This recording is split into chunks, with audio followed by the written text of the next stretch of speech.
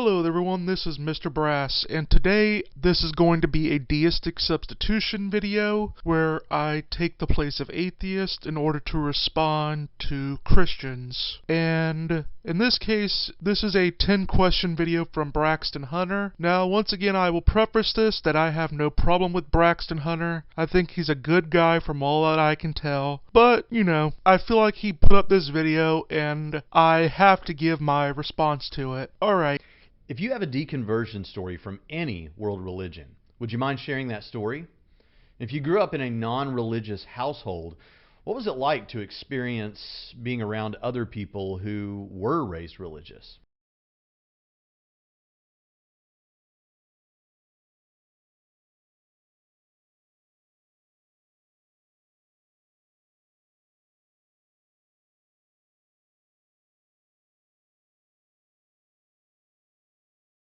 Well, Braxton, you know, I've put up my deconversion story, so I will make it short and sweet. I was personally a liberal Christian for the majority of my life.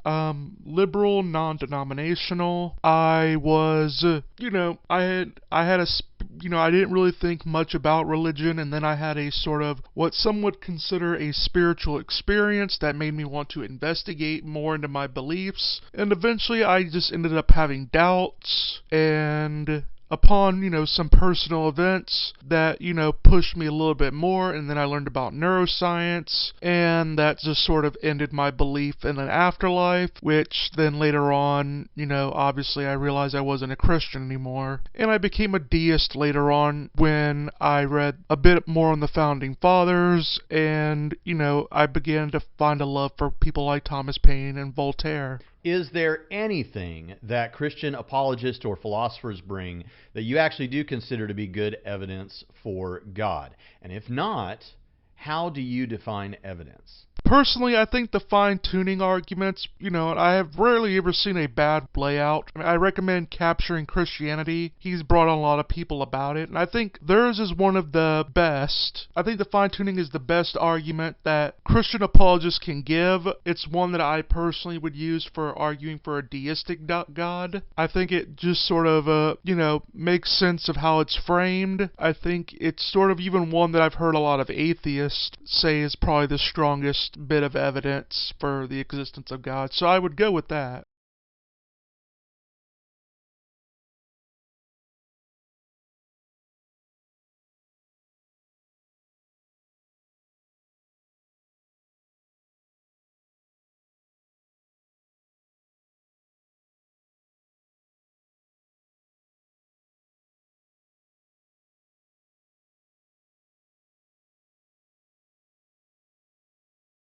Straightforwardly, I'm a dog person. Here's my dog, Indiana. Dogs, cats, both, or neither? Well, I've had both dogs and cats in my life. I've had great relationships with them, and I overall find them both good to be around, so, both. Did Jesus exist as a single historical individual? And if so, how reasonable do you think it is for people to hold the position that Jesus did not exist? Yes, I believe that a guy named Yeshu ben Yosef of Nazareth existed, and I think Jesus' mythicism is absurd. I personally don't believe in Jesus Christ, I believe he didn't exist, but I do believe a messianic claimant named Yeshu ben Yosef of Nazareth existed, and stories came about with him. Of your Christian friends and family members, which one would stand the best chance of convincing you or persuading you than the others? Even if you think none of them stand a chance, some stand more of a chance than others, right? Who would that be, and why?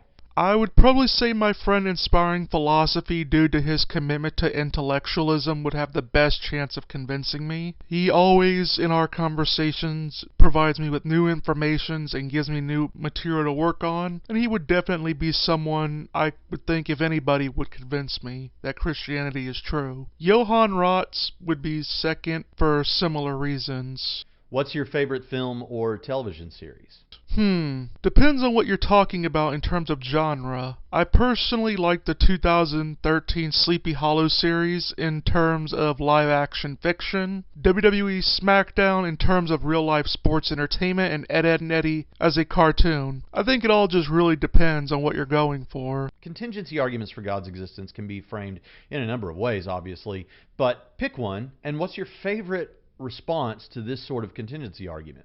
Or if you're really ambitious, what's your favorite response to contingency arguments in general? Now, these aren't the most logically sound responses, but I like the parody arguments that people use to poke fun at apologetic arguments in general. I think when philosophers do it, it can be more funny than when just internet atheists do it in general. I would definitely recommend people check them out. On your understanding of Christianity, what does it take for a person to become a Christian and experience everlasting life? From my personal testimony, what usually makes someone a Christian is a strong spiritual experience. I don't knock people that are Christians because of that, because I was there once myself, and I know just how powerful that can be on a person. Now, I personally think that a very strong personal experience would be just enough to convince the person, but it wouldn't be enough to convince anybody else. But that's just me. Whether you think anything in the Bible is true or not, do you think that the Bible, or any passage in the Bible, seems to teach eternal conscious suffering in hell? Maybe you think it teaches universal ultimate salvation or annihilation, the idea that people will no longer be conscious but will be annihilated and no longer have a conscious experience of anything. And I should say, I'm partly asking that question because a friend of mine, Chris Date at Rethinking Hell, would be happy to have a discussion or a debate on the subject of whether any Bible passage teaches eternal conscious torment. Personally, I believe that the Bible teaches that hell is not so much being thrown in a giant underground barbecue pit where you will scream and choke on the fire while Satan sodomizes you with his rusty pitchfork, but I do believe it teaches eternal shame where you will become the embodiment of your sins and it will cause you to feel great shame for all eternity. Now, I wouldn't say that's necessarily torture as it is just a bad feeling, and it's self-inflicted shame as well. What do you think is the most dangerous or problematic issue that theologically conservative Christians hold to?